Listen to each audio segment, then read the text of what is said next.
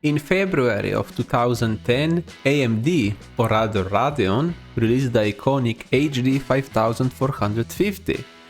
Well, not necessarily so iconic, and the card was branded also as the HD 5470, 5490, as well as the 5530, and also as the stuff you're seeing now on the screen. So, who is this identity thief extraordinaire, and what is it capable of? The GPU was tested using the Ryzen 1200, a 4-core 4-thread CPU, and 16GB of DDR4 RAM. Let's start things off with Heaven Benchmark, running at 1080p on high quality, and it runs like 2 to 3 FPS. Maybe the card doesn't like this test. Let's see how it runs some games instead.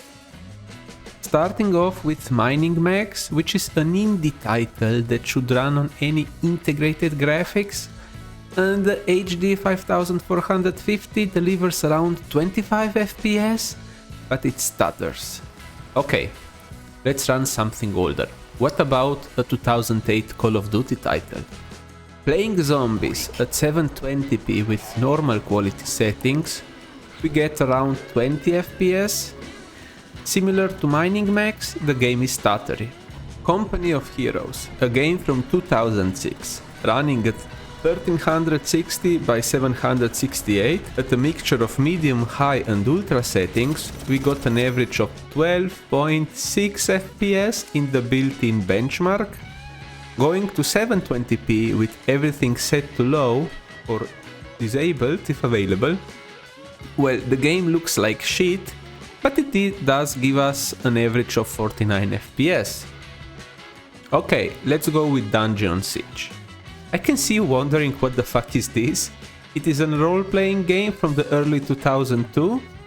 Here too, MSI Afterburner does not work, so I use the Steam option to measure FPS. At 1024 by 768 running with 32-bit colors. Oh man, such resolutions do bring out my childhood. Anyway, with this super high resolution we got a solid 30 FPS, which is disappointing as the game is 8 years older than the graphics card. Next was Dredge, and oh boy, the lowest setting on 1080p and the GPU was struggling to push around 10 FPS. Lowering the resolution to 720p and we barely get 5 FPS more on average. Minecraft at 1080p was not a good idea. The GPU was so ashamed it even stopped recording. Well, not that it could record anyway as it doesn't have a dedicated encoder, thus I had to use the CPU to do its job. The only couple of games that it did run okay beside Dungeon Siege was Hearts of Iron 2, a game from 2005 that looks like MS Paint, and Heroes of Might and Magic, masterpiece from 1999. The card does not have issues playing videos on YouTube and other normal use. Maybe this was the ideal card for Solitaire, who knows, but all jokes aside. Why did Radeon release this paperweight shaped as a GPU? Things back then were different. Most processors did not have integrated graphics, thus cheap GPUs were needed to be able to run any PC. This was mostly true for AMD Ryzen processors as well until the 7000 series. Maybe a more popular or known example of such GPUs is the GT210 and its relatives. The newest one, I would say that it was the GT1030.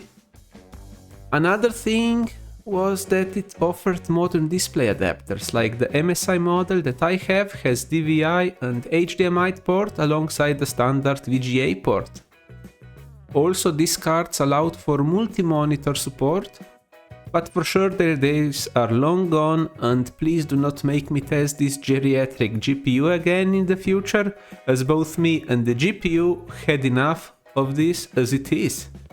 Anyway, I do hope you find this video interesting and entertaining, and I can promise you that the next reviewed GPU will be a beast compared to this one.